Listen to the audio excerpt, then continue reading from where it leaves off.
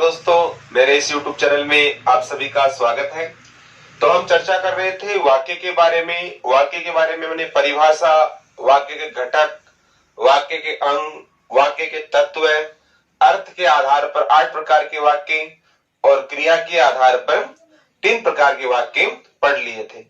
आज हम चर्चा करेंगे रचना के आधार पर। तो ध्यान रखना, रचना के आधार पर 3 प्रकार के वाक्य होते हैं। साधारण या सरल वाक्य, जिसको इंग्लिश में कहते हैं सिंपल सेंटेंस। दूसरा होता है संयुक्त या समानाधिकरण वाक्य, जिसको कहते हैं कंपाउंड सेंटेंस। और तीसरा होता है आपका मिश्र वाक्य, जिसे इंग्लिश में कहा जाता है आपका कॉम्प्लेक्स सेंटेंस। तो आज हम रचना के आधार पर 3 प्रकार के वाक्यों की चर्चा करेंगे। तो सबसे पहले हम देखते हैं, सीधा क्वेश्चन आया हुआ है एग्जाम में, रचना के आधार पर वाक्य कितने प्रकार के होते हैं? 3 प्रकार के। कौन कौन से? साधारण या सरल वाक्य, जिसको सिंपल सेंटेंस कह दो, अफर्मेटिव सेंटेंस भी आप कह सकते हो। दूसरा कौन सा है? संयुक्त या समानाधिकरण सेंटेंस वाक्य, जिसे कंपाउंड सेंटेंस कहा जाता है। तीसरा है आपका मिश्र वाक्य, जिसे हम क्या कह सकते हैं? आपका कॉम्प्लेक्स सेंटेंस कह सकते हैं। तो सबसे पहले हम बात करेंगे साधारण या सरल वाक्य की। साधारण या सरल वाक्य क्या होता है? जो किताबों में जो परिभाषा आती है वह वाक्य जिसमें एक उद्देश्य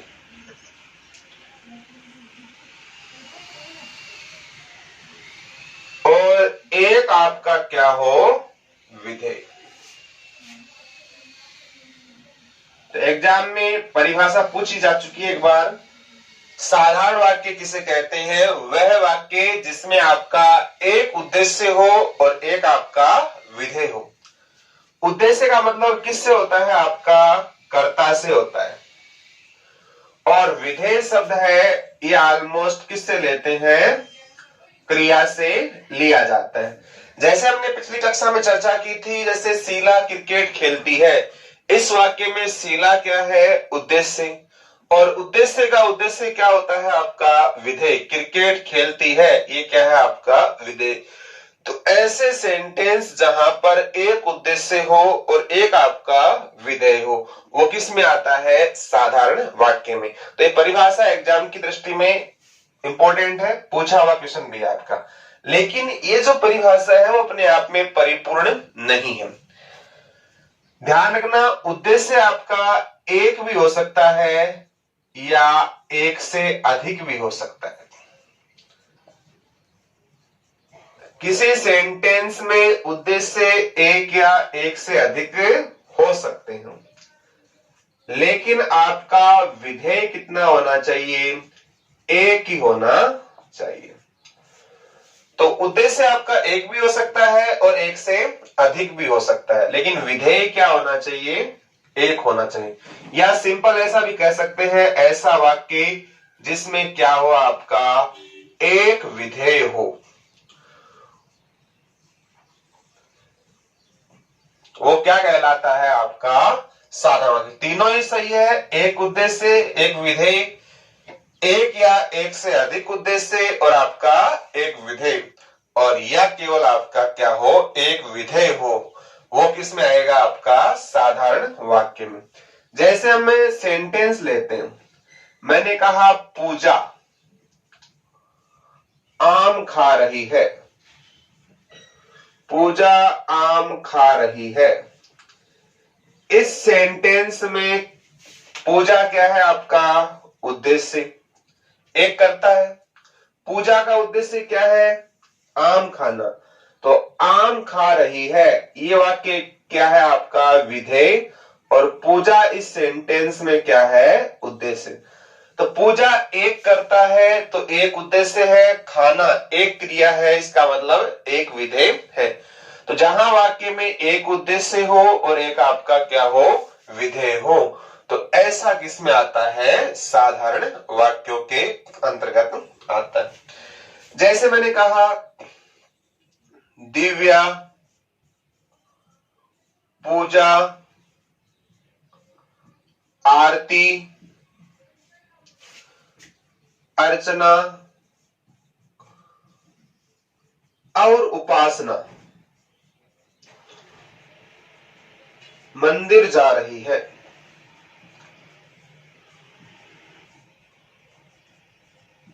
आप कोई पूछे इस वाक्य में उद्देश्य क्या है? दिव्या पूजा आरती अर्चना और उपासना मंदिर जा रही है। तो उद्देश्य कौन होता है? कार्य करना। कार्य इसमें क्या है? मंदिर जाना। तो मंदिर जा रही है, ये तो अपने आप में क्या हो जाएगा? आपका विधेय हो जाएगा। ठीक है। और मंदिर जाने का काम कौन कौन कर रही है? आपकी दिव्या पूजा अर्चना आरती और उपासना, ये सभी इसमें क्या है? आपके उद्देश्य। तो यहाँ उद्देश्य क्या है? आपके एक से अधिक है। दिव्या पूजा आरती अर्चना और उपासना, कितने उद्देश्य हो गए आपके? 5। तो उद्देश्य आपके एक से अधिक है और क्रिया आपकी क्या है? जाना क्रिया एक ही है। तो उद्देश्य आपका एक भी हो सकता है और एक से अधिक भी हो सकता है, लेकिन जो क्रिया है वो आपकी क्या रहनी चाहिए? एक ही रहनी चाहिए। तो ऐसा वाक्य किस में आता है? आपका साधारण या सरल वाक्य के अंदर आता है। तो इसका स्क्रीनशॉट लीजिए, आप आगे बढ़ते हैं। अधिकांश जो वाक्य है ना, वो आपके किस में आते हैं? साधारण वाक्य में। जैसे मोहन क्रिकेट खेल रहा है, पक्षी आसमान में उड़ता है, सांप रेंग रहा है, बंदर पेड़ पर उछल रहा है, सोनिया गाना गा रही है। तो ऐसे अधिकांश वाक्य आपके किस में यूज करते हैं? आपके साधारण या सरल वाक्य में। तो आपको ध्यान रखना, जहां सेंटेंस एक हो और क्रिया आपकी एक हो, ऐसी कंडीशन में आपका साधारण वाक्य होता है। आगे बढ़ते हैं।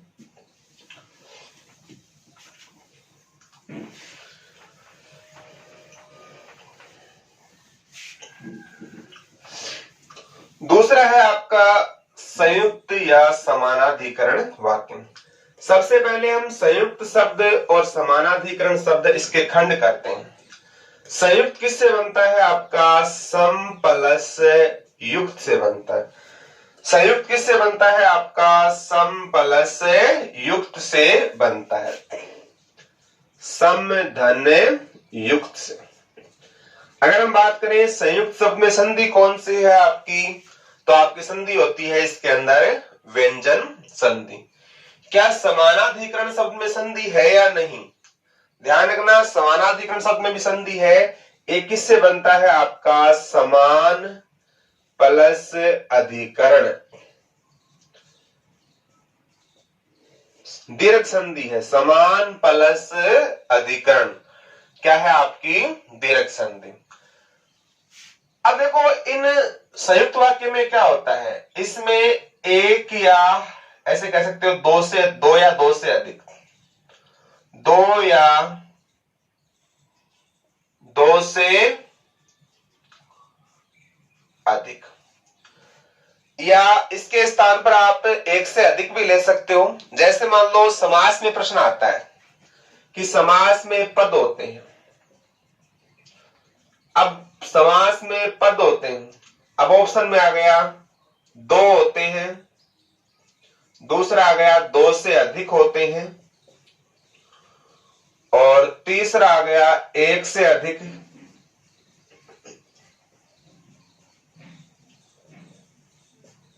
और चौथा आ गया कोई नहीं।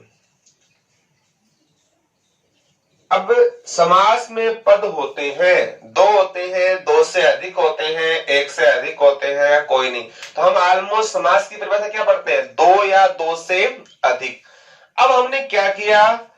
दो अलग कर दिया, दो से अधिक अलग कर दिया। तो एक से अधिक जो है पद इसके अंदर, इसमें आपका दो भी शामिल है एक से अधिक में, और दो से अधिक भी है। ऐसी कंडीशन में उत्तर क्या होता है आपका? एक से अधिक। ध्यान रखना, समास में पद होते हैं सामान्यतः दो ही होते हैं, कई बार दो से अधिक भी होते हैं, रोटी कपड़ा मकान। लेकिन अगर ऑप्शन में अलग अलग आ जाए, दो, दो से अधिक, एक से अधिक, तो उत्तर क्या होगा आपका? एक से अधिक माना जाएगा। वैसी बात इसमें आ जाए, मान लो संयुक्त वाक्य होते हैं, दो होते हैं, दो से अधिक होते हैं, या एक से अधिक होते हैं, तो उत्तर क्या हो जाएगा आपका, एक से अधिक। यही प्रश्न एक बार आया था दल शिक्षण में कि दल शिक्षण में अध्यापकों की संख्या कितनी होती है, 5, 10, 2 या एक से अधिक। तो वहां भी उत्तर क्या होता है, एक से अधिक। तो विशेष रूप से ध्यान रखना, दल शिक्षण होता है उसमें अध्यापक एक से अधिक होते हैं, उनकी संख्या वहां पर निश्चित नहीं होती है। तो इसमें 2 या 2 से अधिक सरल या मिश्र वाक्य किसी समुच्चय बोधक संयोजक के द्वारा जुड़े होते हैं। किसी समुच्चय बोधक संयोजक के द्वारा जुड़े होते हैं। तो जहां पर 2 या 2 से अधिक वाक्य होते हैं और वो किसके द्वारा जुड़े होते हैं, किसी समुच्चय बोधक के द्वारा जुड़े होते हैं। जैसे हम पढ़ते हैं ना, नाउन प्रोनाउन, संज्ञा सर्वनाम विशेषण क्रिया, क्रिया विशेषण संबंध बोधक समुच्चय बोधक। टॉपिक आपका समुच्चय, 2 प्रकार के होते हैं समुच्चय बोधक, समानाधिकरण और आपका वेदीकरण। तो इसमें कौन से समुच्चय बोधक आते हैं आपके, समानाधिकरण समुच्चय बोधक आते हैं। और समानाधिकरण समुच्चय बोधक भी आपके कितने प्रकार के होते हैं, 4 प्रकार के। तो 2 या 2 से अधिक, चाहे सरल वाक्य हो चाहे आपका मिश्र वाक्य हो, और ये किसके द्वारा जुड़े होते हैं, आपके समुच्चय बोधक। और समुच्चय बोधक कौन से, आपके समानाधिकरण समुच्चय बोधक के द्वारा जुड़े होते हैं। इसी कारण जो समुच्चय बोधक होते हैं, जो संयुक्त वाक्य होता है उसे क्या कहा जाता है, समानाधिकरण वाक्य भी कहा जाता है। अब समानाधिकरण का मतलब हो गया समान अधिकरण, यानी प्रत्येक वाक्य अपना अधिकार है वो बराबर रखता है। देखो एग्जाम में जो आते हैं वो ऑलमोस्ट या तो संयुक्त पूछते हैं या आपके मिश्र वाक्य पूछते हैं, और सरल में आता है तो आपका क्या पूछते हैं, वहां पर उद्देश्य या उद्देश्य का विस्तार पूछा जाता है। तो ऐसे वाक्य जो किसी कनेक्टिव वर्ड्स के द्वारा जुड़े हो, समानाधिकरण इसलिए कहते हैं कि प्रत्येक वाक्य अपना समान अधिकार रखता है, और अगर आपने उन वाक्यों के बीच में से समुच्चय बोधक हटा दिया तो एक वाक्य दूसरे वाक्य की मांग नहीं करेगा। देखो मिश्र वाक्य होते हैं वो भी किसके द्वारा जुड़े होते हैं, कनेक्टिव वर्ड्स के द्वारा जुड़े होते हैं, लेकिन दोनों में अंतर होता है। मिश्र वाक्य के कनेक्टिव वर्ड्स अलग होते हैं और संयुक्त वाक्य के कनेक्टिव वर्ड्स क्या होते हैं, आपके अलग होते हैं। जैसे मान लो और, तथा, एवं किस में आते हैं, आपके संयुक्त वाक्य में। मिश्र वाक्य में क्या आता है, की है, जो है, जिसे है, जिसने है, इस प्रकार के कनेक्टिव वर्ड्स आते हैं। तो आप संयुक्त वाक्य और मिश्र वाक्य की जो पहचान है उनके कनेक्टिव वर्ड्स के द्वारा ही कर सकते हैं। तो ध्यान रखना कितने प्रकार के होते हैं आपके कनेक्टिव वर्ड। और समानाधिकरण क्यों कहते हैं कि प्रत्येक वाक्य अपना अधिकार क्या रखता है, समान रखता है। अगर आप कनेक्टिव वर्ड्स हटाकर उन दोनों वाक्यों को अलग अलग करना चाहो तो कोई वाक्य किसी की मांग नहीं करता है। जबकि मिश्र वाक्य में एक कनेक्टिव हटाओगे आप तो पहला वाक्य है वो दूसरे वाक्य की क्या कर लेगा, डिमांड करेगा, मांग करेगा, क्योंकि वहां जो वाक्य होते हैं वो समान अधिकार नहीं रखते हैं बल्कि एक दूसरे पर क्या होते हैं, आश्रित होते हैं। इसलिए उसे क्या कहते हैं, मिश्र कहते हैं। और यहाँ कोई वाक्य एक दूसरे पर क्या नहीं रहता है, आपका आश्रित नहीं रहता है। तो कौन कौन से संयोजक होते हैं, ध्यान रखना।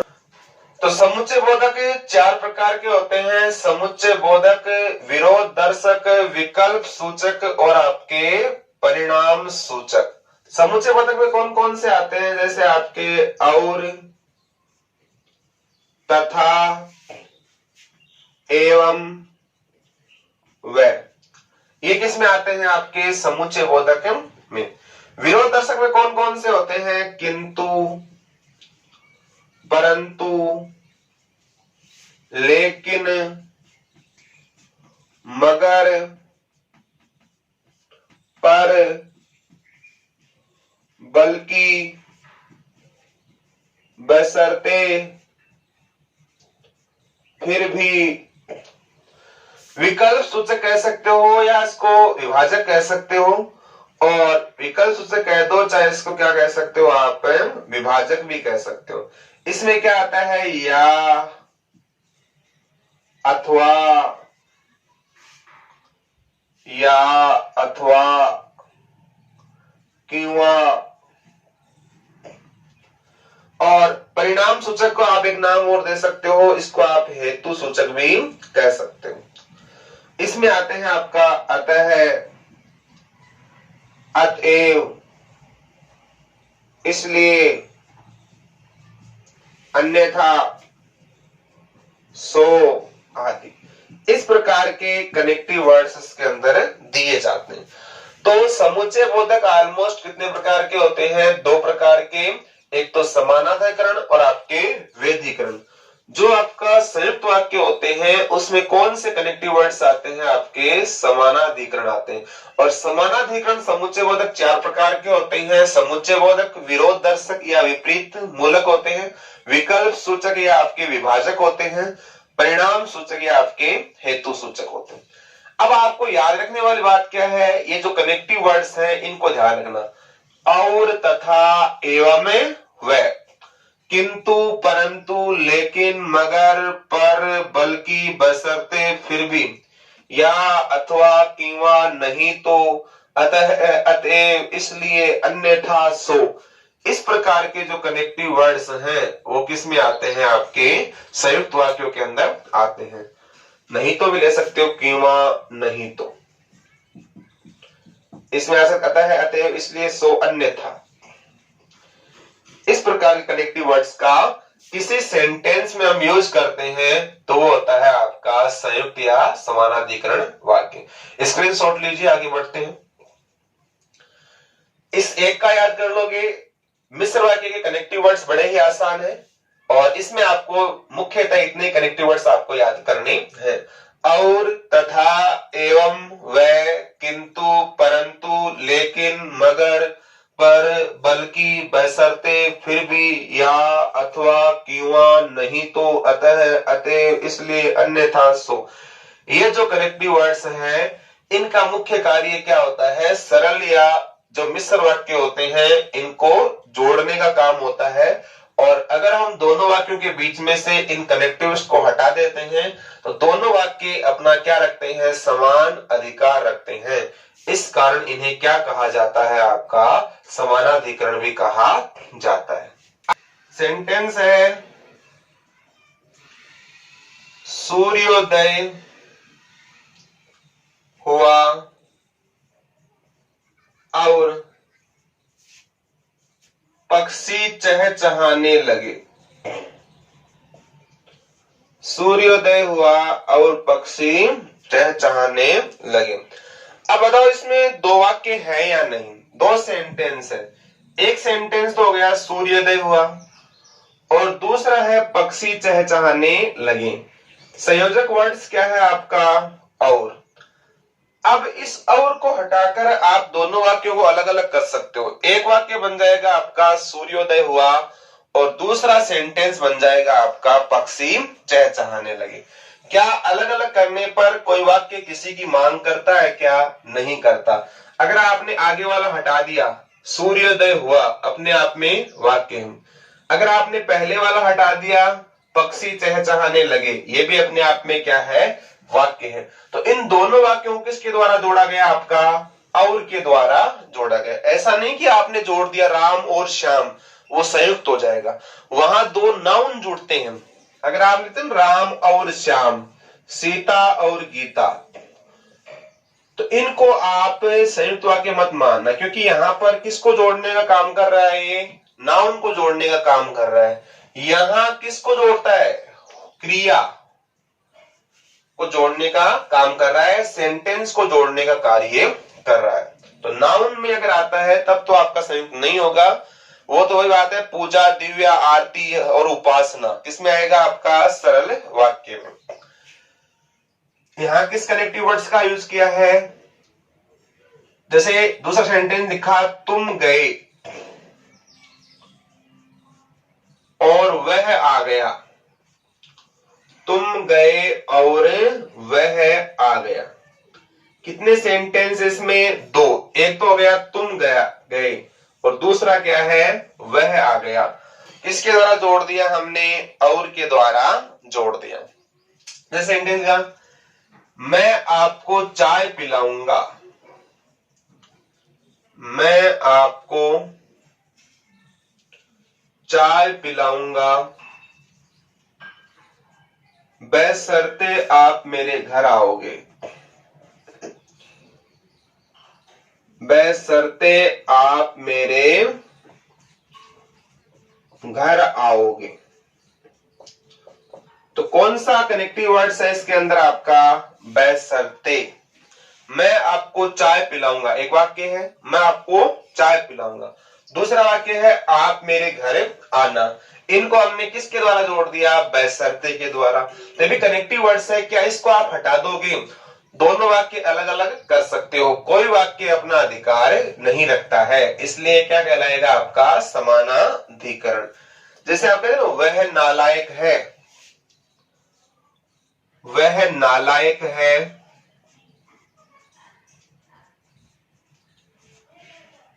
फिर भी उसे नौकरी मिल गई, वह नालायक है फिर भी उसे नौकरी मिल गई। यहां भी ये जो कनेक्टिव वर्ड किससे जुड़ा है, फिर भी वह नालायक है, ये अपने आप में एक सेंटेंस है, उसे नौकरी मिल गई, ये आपका दूसरा सेंटेंस है। इसे किसके द्वारा जोड़ा गया है, आपका फिर भी के द्वारा जोड़ा गया। मैंने उसे बहुत समझाया, मैंने उसे बहुत समझाया लेकिन वह नहीं माना, मैंने उसे बहुत समझाया लेकिन वह नहीं माना। दो वाक्य है इसमें, मैंने उसे बहुत समझाया, दूसरा है वह नहीं माना, और किसके द्वारा जोड़ दिया हमने, आपका कनेक्टिव वर्ड्स है लेकिन के द्वारा जोड़ा हुआ है। तो ये भी किस में आएगा, आपका संयुक्त वाक्य के अंदर। जैसे आपका सेंटेंस आ गया पहला प्रश्न करो अथवा दूसरा, पहला प्रश्न करो अथवा दूसरा, पहला प्रश्न करो अथवा दूसरा।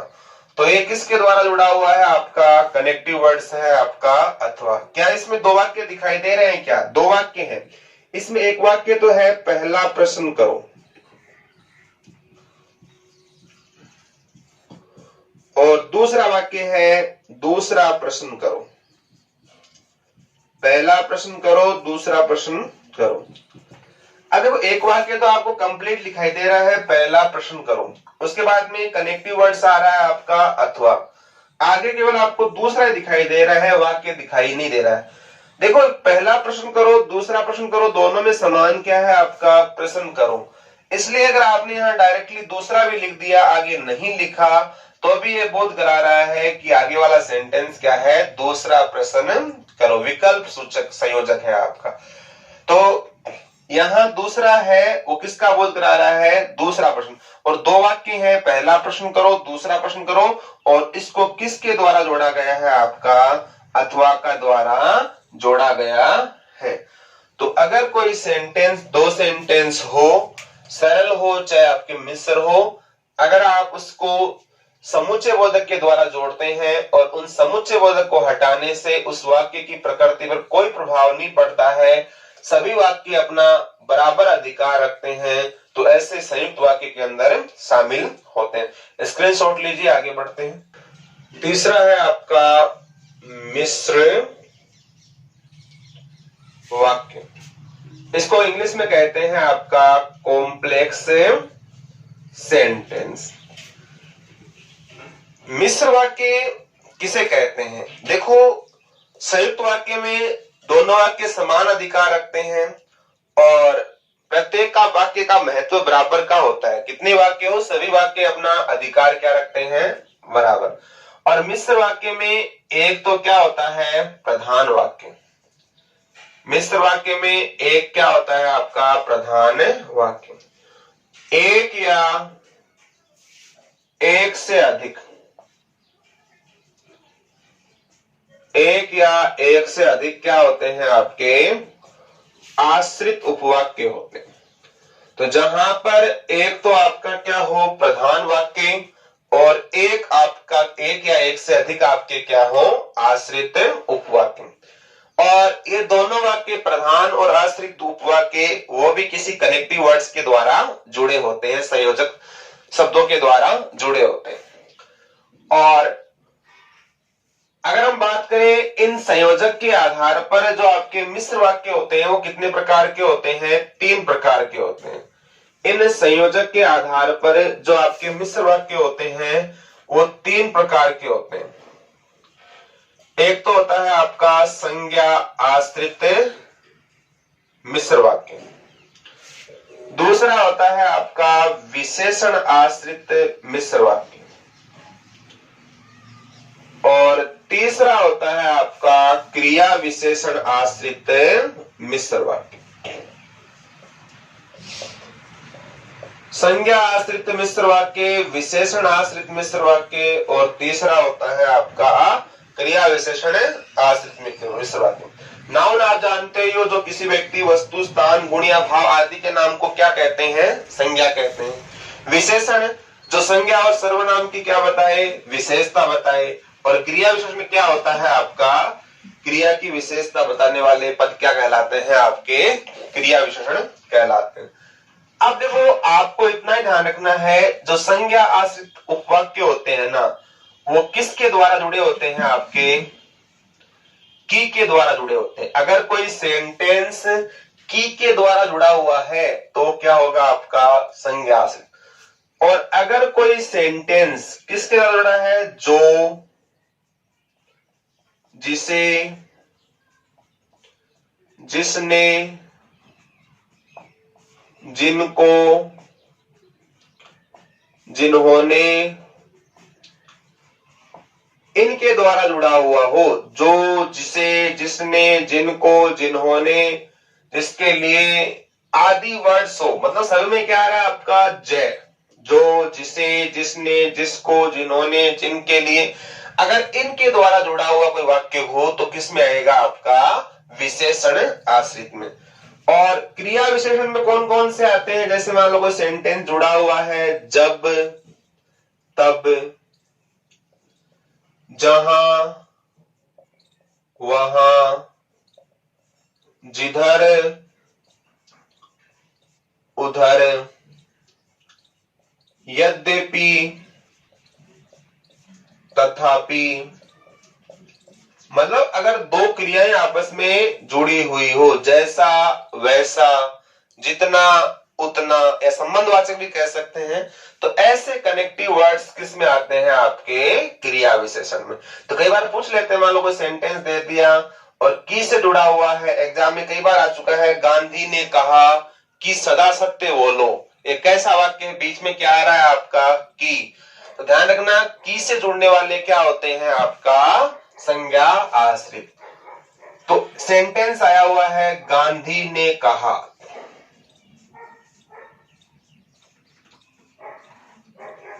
सदा सत्य बोलो,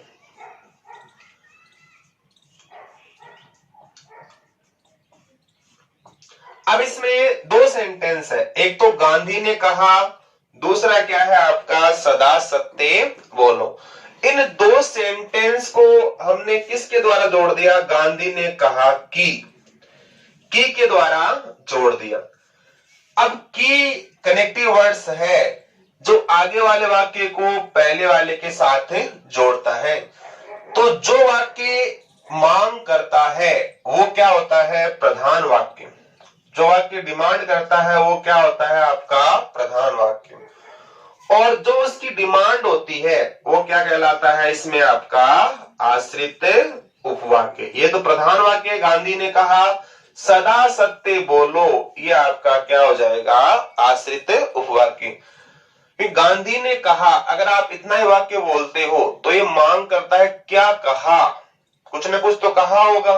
तो किसी भी विद्वान की अगर स्टेटमेंट है, चाहे वो गांधी का हो, चाहे नेहरू का हो, चाहे पटेल का हो, चाहे तिलक का हो, चाहे आपका मोदी का हो, किसी का भी स्टेटमेंट हो, वो सभी किस में आएंगे, आपके संज्ञा आश्रित में।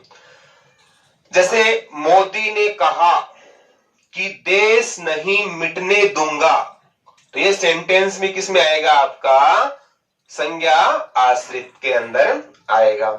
जैसे पप्पू ने कहा कि आलू से सोना बनाऊंगा, तो ये भी किस में आएगा, आपका संज्ञा आश्रित के अंदर आएगा। तो किसी का भी स्टेटमेंट ले सकते हो आप, तो वो सभी किस में आएंगे, आपके।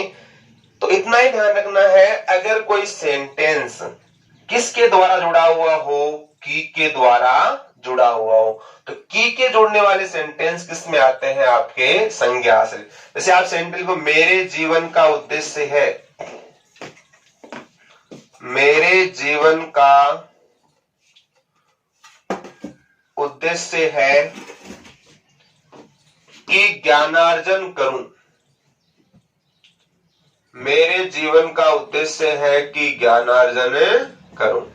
अब दो सेंटेंस है, एक सेंटेंस तो है मेरे जीवन का उद्देश्य है, और दूसरा क्या है, ज्ञानार्जन करूं। तो पहला मेरे जीवन का उद्देश्य है क्या, ये मांग कर रहा है किसकी, आगे वाले वाक्य की। तो मांग करने वाला वाक्य होता है प्रधान वाक्य, और जो उसकी मांग होती है वो आपका क्या होता है, आश्रित उपवाक्य होता है। तो अगर आपको कोई ऐसा सेंटेंस दिखे जो किसके द्वारा जुड़ा हो, की के द्वारा जुड़ा हो, तो वो किस में आएंगे, आपके संज्ञा आश्रित उपवाक्यों के अंदर शामिल किए जाएंगे। दूसरा है विशेषण आश्रित, जो किससे जुड़ते हैं, जो, जिसे, जिसने, जिनको, जिन्होंने। जैसे मान लो सेंटेंस लिखा, बाहर एक लड़का खड़ा है, बाहर एक लड़का खड़ा है जिसके बाल सफेद हैं,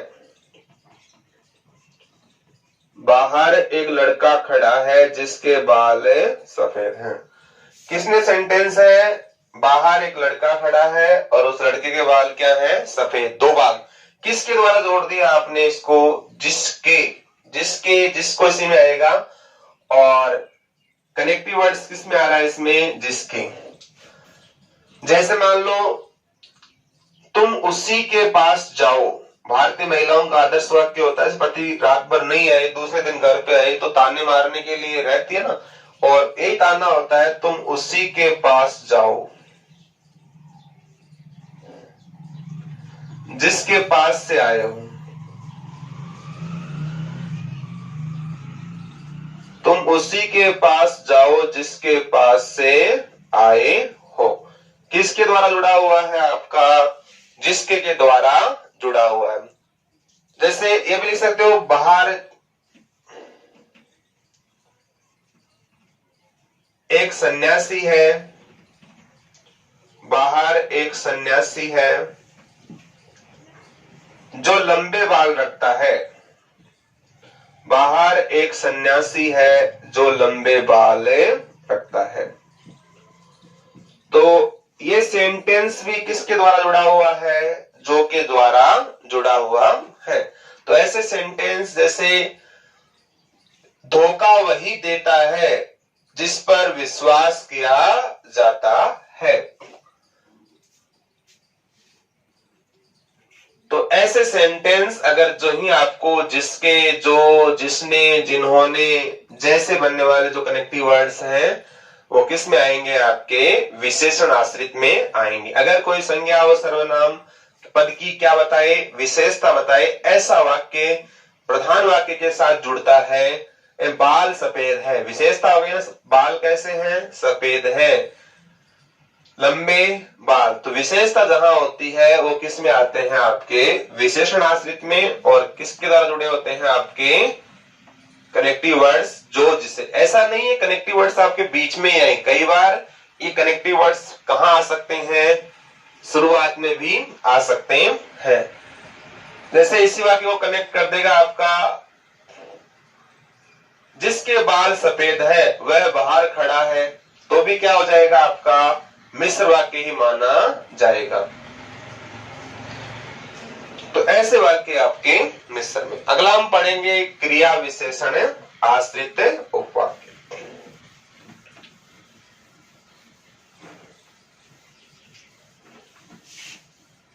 क्रिया विशेषण उपवाक्य क्रिया की विशेषता बताने वाले पद जुड़े होते हैं।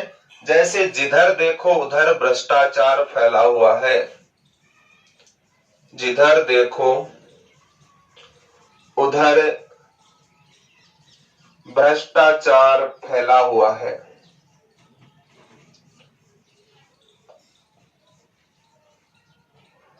अब दो वाक्य हैं, जिधर देखो भ्रष्टाचार फैला हुआ है, किसके द्वारा जुड़ा हुआ है? जिधर और आपका उधर।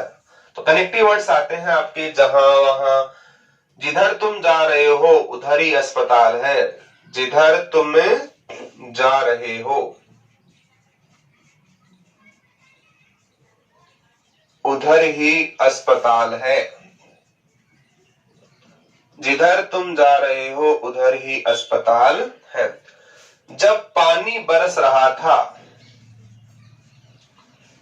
जब पानी बरस रहा था तब मैं घर के अंदर था। जब और किसके द्वारा जुड़ा हुआ है? तब के द्वारा। दो सेंटेंस है, जब पानी बरस रहा था, दूसरा क्या है? मैं घर के अंदर था। तो किससे जुड़ते हैं? आपके कनेक्टिव वर्ड्स के अंदर जुड़ते हैं। यद्यपि तुम मोटे ताजे हो, यद्यपि तुम मोटे ताजे हो तथापि मुझसे जीत नहीं पाओगे।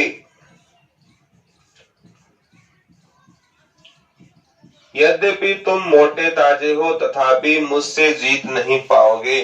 किसके द्वारा जोड़ दिया? आपका यद्यपि और तथापि के द्वारा जोड़ दिया। तो कनेक्टिव वर्ड्स आते हैं, जिधर देखता हूं उधर तुम ही तुम नजर आती हो, जहां चाह होती है वहीं राह होती है। तो ऐसे सेंटेंस में किस में आते हैं? आपके क्रिया।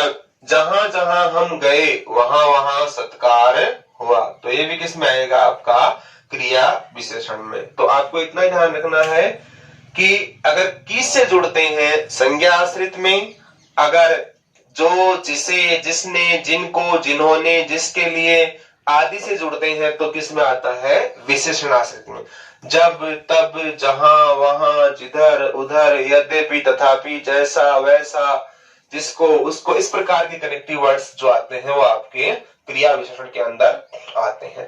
तो ये आपका मिश्र वाक्य है और इसी के साथ आपका ये वाक्य टॉपिक कंप्लीट होता है।